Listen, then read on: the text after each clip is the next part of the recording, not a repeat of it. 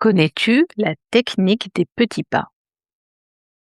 Oui, parce que quand on envisage un changement, qu'il soit professionnel ou autre, on a tendance à voir l'écart énorme qu'il y a entre la situation que l'on souhaite et celle dans laquelle on est. On a tendance à voir la montagne et du coup, si on est un peu essoufflé, si on est un peu fatigué ou si on l'est beaucoup encore plus, on se dit que oui, c'est bien beau tout ça, mais ça pas pour moi. Et pourquoi on se dit ça? Parce qu'on voit l'écart énorme, parce qu'on voit la montagne, qu'on ne se sent pas capable d'atteindre ce cette nouvelle situation, ce nouveau saut, ce nouveau métier. Alors que si on voit des étapes, en se disant: «Voilà, je veux changer complètement», et là je donne un exemple vraiment, on va dire extrême, ça peut être beaucoup plus simple que ça. Je veux changer complètement de métier, mais le métier que j'aimerais exercer, si tu le connais déjà, hein, je n'ai pas, les diplômes, la formation, les compétences pour l'exercer. Donc c'est un rêve, donc je n'y arriverai pas, donc je reste dans celui où je suis. Et si au lieu de faire ça, on se dit: «OK, qu'est-ce qu'il me manque pour pouvoir changer de métier?» Une formation, OK, on l'identifie, on fait des recherches, on regarde combien de temps ça prend, quelles sont les conditions requises, est-ce qu'on les a ou pas? Si on les a pas, eh ben, qu'est-ce qu'il nous faut pour les avoir? Est-ce qu'il y a des formations préalables? Est-ce qu'il faut développer, des compétences qu'on n'a pas encore, mais qui se développent?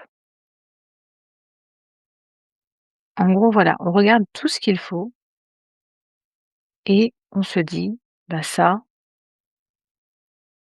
combien de temps me faut-il pour y arriver?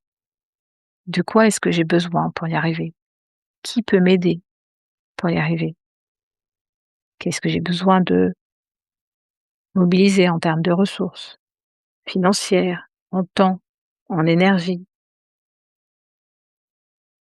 Voilà, j'allais dire, c'est aussi simple que ça. Oui, je sais, dit comme ça paraît facile et à la fois impossible. Mais c'est simple, en fait. Pas forcément facile, mais c'est simple. C'est-à-dire qu'on découpe les choses et on se donne le temps. Et si le métier dans lequel on est vraiment trop souffrant, dans ce cas, effectivement, il faut trouver une solution plus rapide. Mais trouver une solution plus rapide, ça ne veut pas dire rester dans cette solution rapide.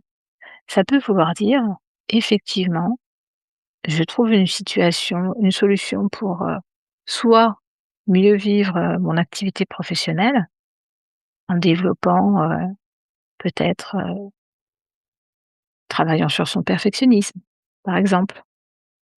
En décidant que, oui, le travail, on va continuer à bien le faire, mais il ne sera pas super, super, super, super bien fait.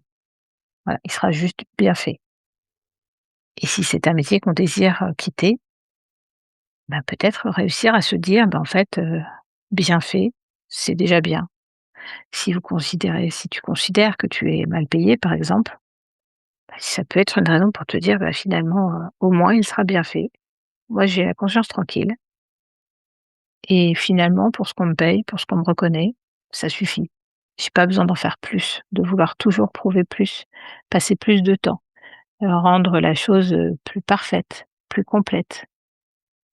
C'est ça le perfectionnisme, hein, c'est de vouloir que ce soit vraiment parfait, alors que ça ne le sera jamais. Donc en fait, on s'épuise dans le fait d'essayer de faire toujours plus, toujours mieux. Donc peut-être travailler sur son perfectionnisme, ça peut être une idée. Peut-être travailler sur son assertivité, cette capacité à affirmer les choses, qu'on pense profondément ou les choses qui sont importantes pour nous, à les défendre sans pour autant être agressif. Peut-être que c'est une solution aussi pour se préserver de, peut-être de demandes qui sont inatteignables tout simplement.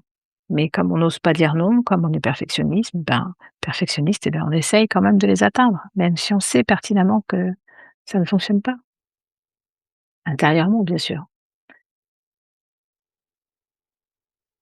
Donc voilà, l'idée c'est trouver des solutions pour gérer ce qui est urgent aujourd'hui, mais avancer petit pas par petit pas vers ce que l'on veut vraiment, vers ce qui est vraiment important pour nous.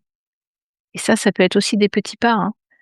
Poser des limites dans son travail actuel, ça fait partie des petits pas, parce que c'est au quotidien que ça se travaille. Quand on est quelqu'un qui a toujours dit oui, commencer à dire non, c'est pas simple, parce qu'en fait, on se retrouve, face à des réactions qu'on n'a pas appris à gérer encore, qu'on a justement toujours tout fait pour éviter. Donc c'est aussi des petits pas et en fait, tous ces petits pas, si vous regardez autour de vous, tous ces petits pas, ils changent bien plus de vies que les grands sauts. Personnes qui font des choses extraordinaires, c'est pas tout le monde justement.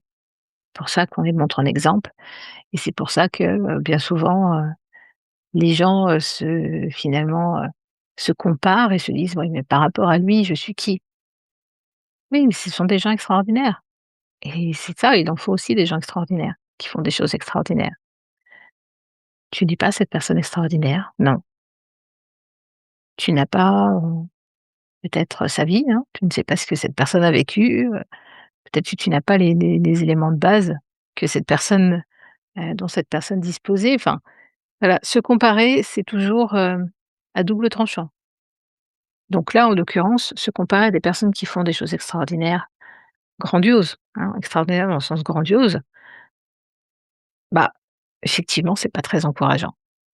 Par contre, si tu regardes autour de toi, tu verras plein de gens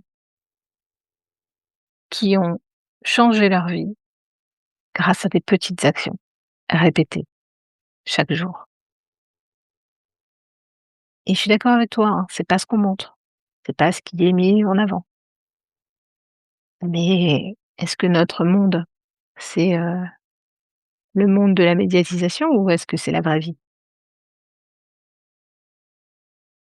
Donc une chose que je trouve intéressante et importante à prendre en considération, les petits pas qui changent plus de vie que les grands sauts.